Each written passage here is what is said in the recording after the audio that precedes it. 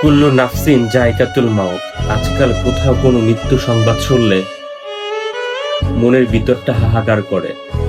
সেটা যদি হয় শত শত কোমলবতী শিশুদের মৃত্যু, মাইলস্টোন স্কুলে শিক্ষার্থীদের কথা বলছি,